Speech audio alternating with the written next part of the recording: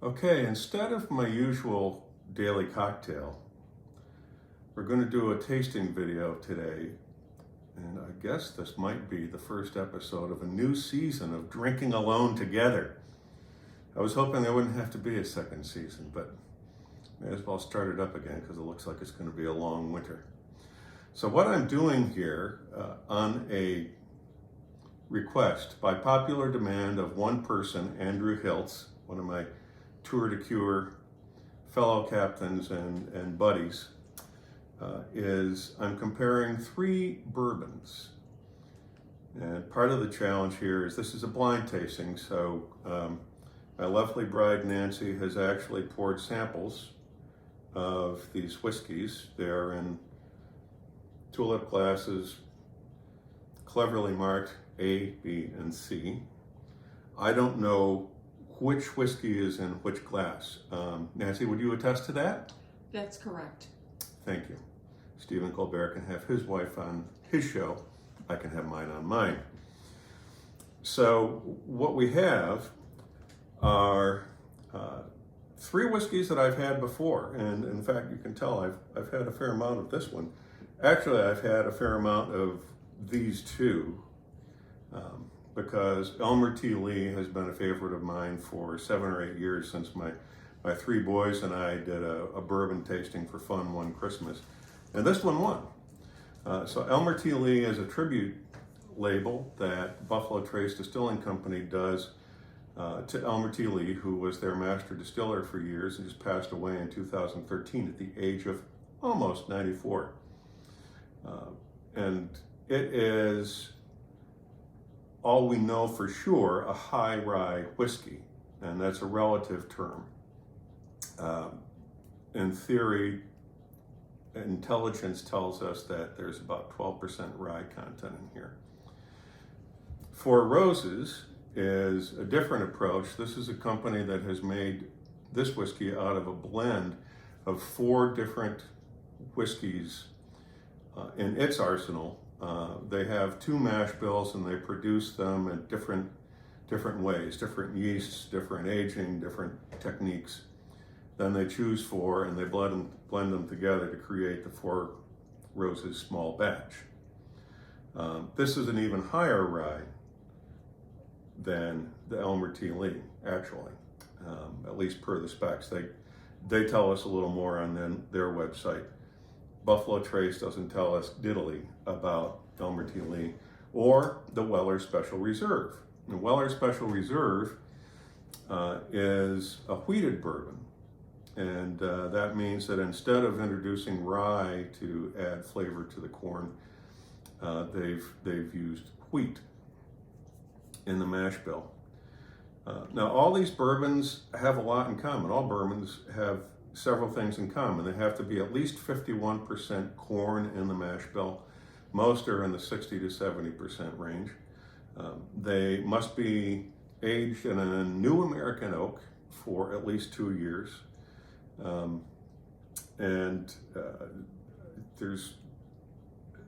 It's really kind of hard to tell them apart, except for the subtlety of what wheats and grains they use in their mash bill, and the char in the barrels, and the yeast they use for the fermentation process, and all those things. So when you have Buffalo Trace, it doesn't tell you anything about the proprietary secrets in their bourbons.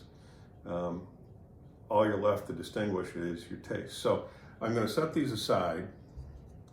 I'm going to give them a try. And this started with my friend Andrew asking me if I really like the wheated bourbon better than Elmer T. Lee.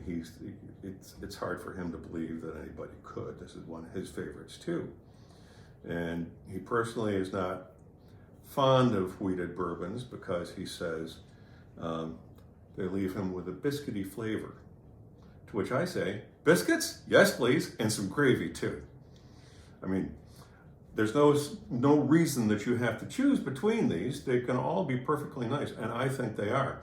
And you don't have the same thing for breakfast, I hope, every day. So today I'll have biscuits, and tomorrow I'll have corn, muffins, and the day after that I'll have rye cereal or something like that.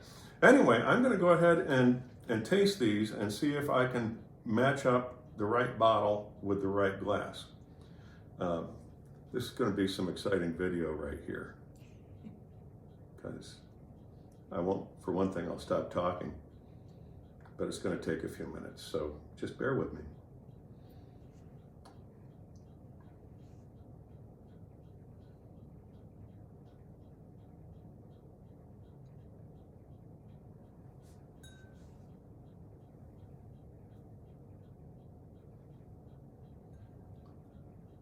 I'm pretending to look at the color.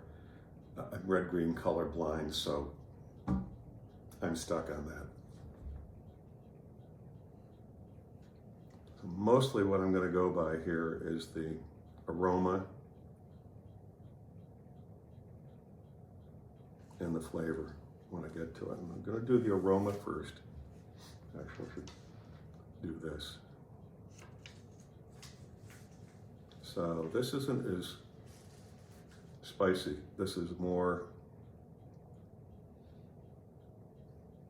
I get more of the oak.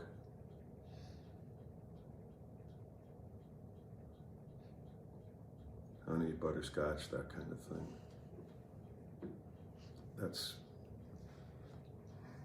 I'm already getting a first impression here.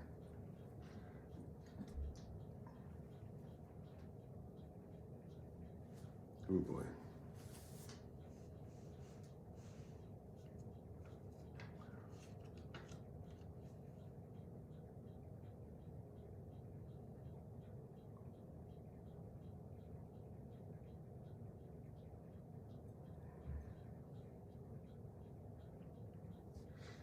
I'm doing there is neutralizing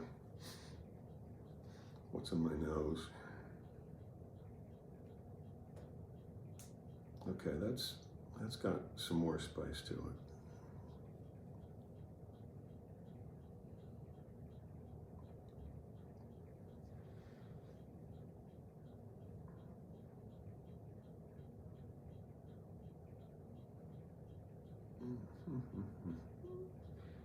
I could almost make a guess right now. All right. But now we'll try tasting them.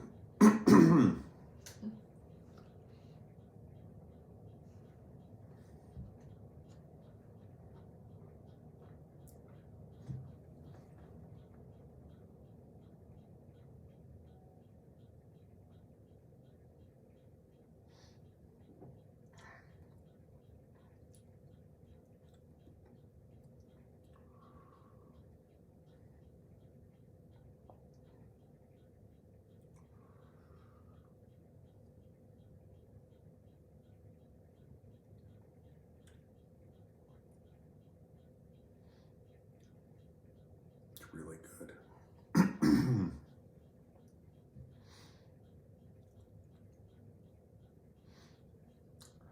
Take a second sip just in case my taste buds weren't awake.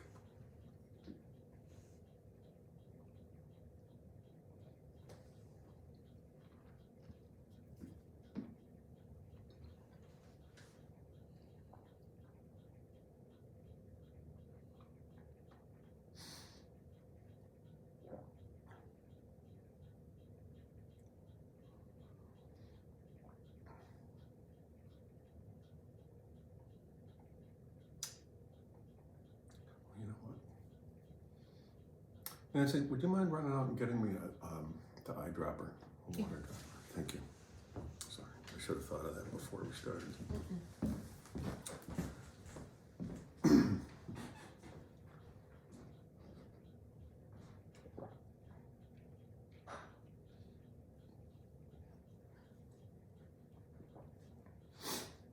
So, a little bit of a water spacer between each one. Thank you.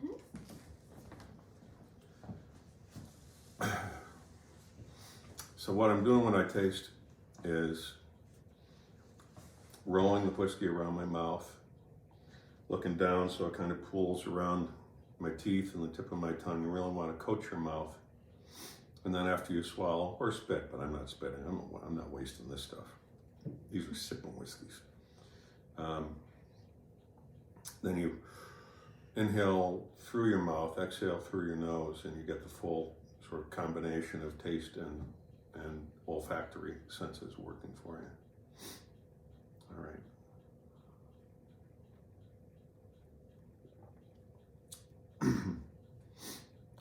On to B.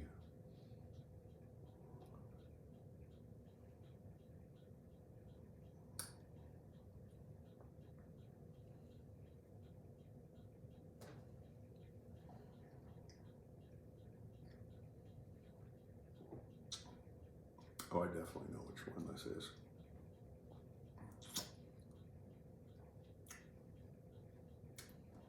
My gosh, yes, I don't even need to.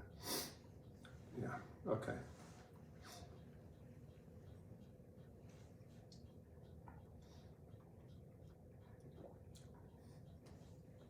B is for biscuit. Or maybe it's just for bourbon. Okay.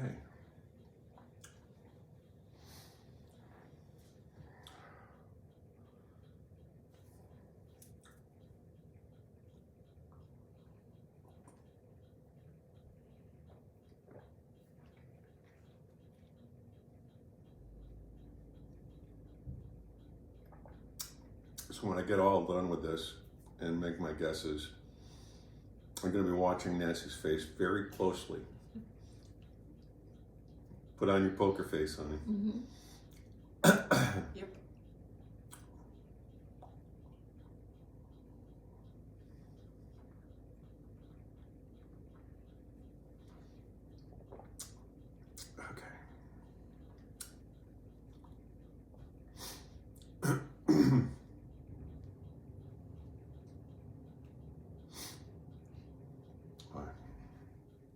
Brings a tear to your eye.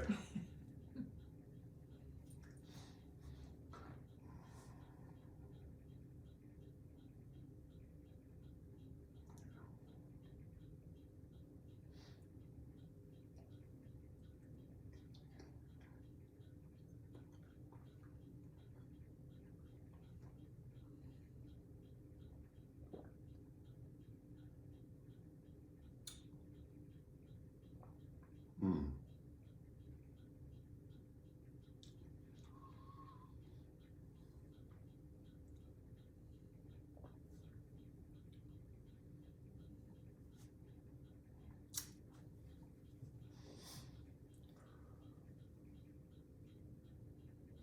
I think I've had all these whiskeys before. You can see this one was actually drawn down a little bit. I've had more of this, less of that. Just had a first serious meeting with this one this week. They're pretty distinct, but putting it together when you haven't had them like 2 minutes before is a different thing.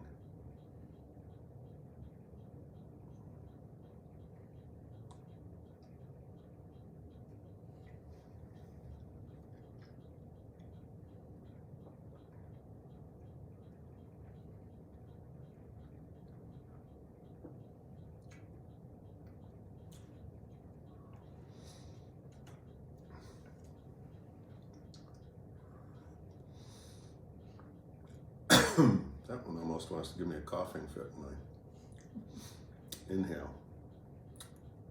These are all 390 proof, by the way, too, so there's no difference in the alcohol content. It's entirely in the flavor and aroma.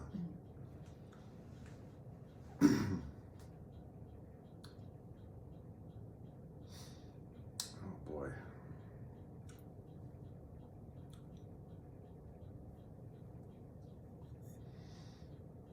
Okay.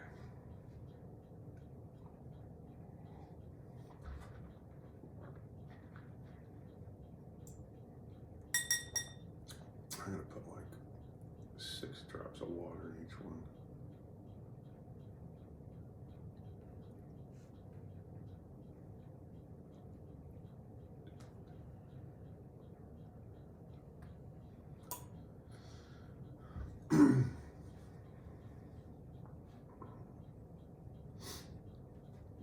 through.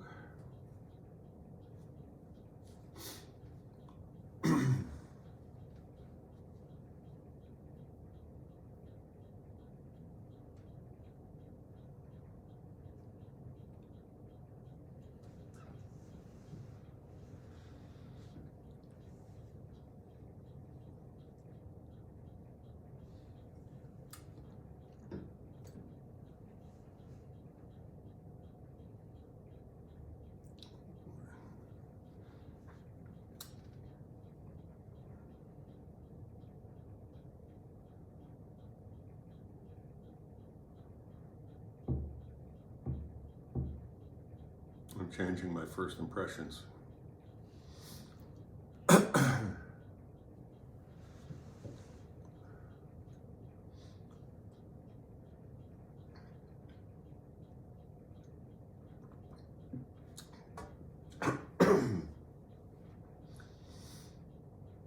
Almost inhaled that.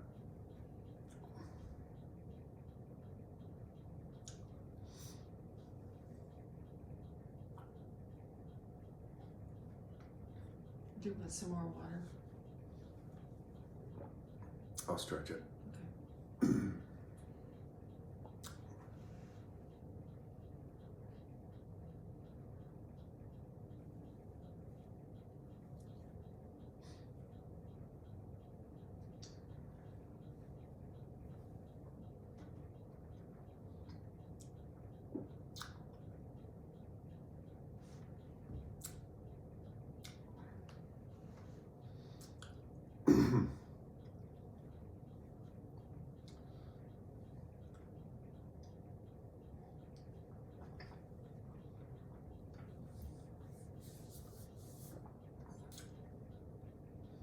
So, in every sense, because it's the wheated one, this guy is the outlier.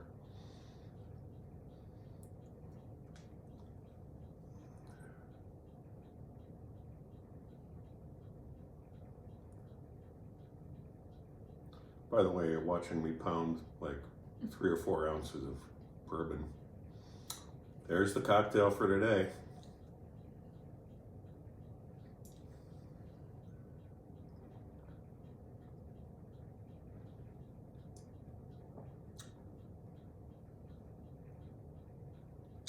Okay. I'm back to my first impressions. I think here's where I'm going to go. So we got A, B, C. Based on being the outlier, I'm going to go with Weller as B.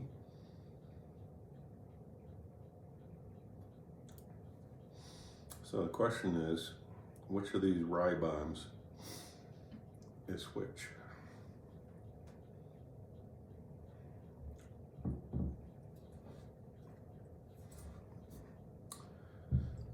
That's my guess.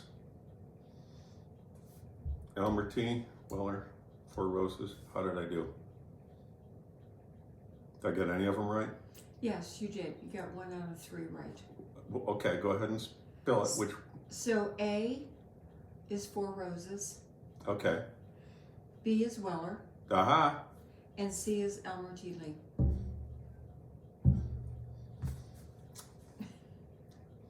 There you go. Hey, 333. I'd still be in the major leagues. That's my certification. Thank you, Nancy. Okay. Well, that's all. I think I've bored everyone enough. Andrew, I still love them all. Love me biscuits.